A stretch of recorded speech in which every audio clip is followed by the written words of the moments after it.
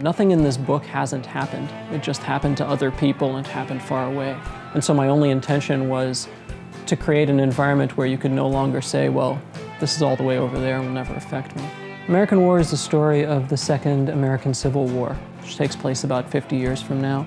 The federal government wants to ban the use of fossil fuels in part because of what climate change has done to the country. A few of the southern states decide to secede rather than go along with that prohibition. What follows is a conflict. The book follows the story of Sarat Chestnut, a child of the southern Louisiana coast. To me, her defining characteristic is this sort of fierce curiosity about the world around her, this very desperate desire to know as much as possible. And in a sense, her life story and the arc of her life is the way in which her desire to know is manipulated, both by people around her and by the effects of the war that she has to live within. I can absolutely see how people would see it as a cautionary tale. I would see the book itself as trying to predict how this goes.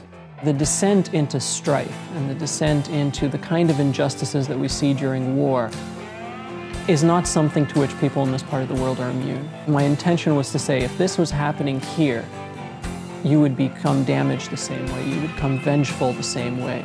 As this book comes out, we're having a serious debate about whether the most powerful nation on earth is descending into fascism. I didn't foresee that, but I could see how somebody looking at that situation would think, well, what comes next?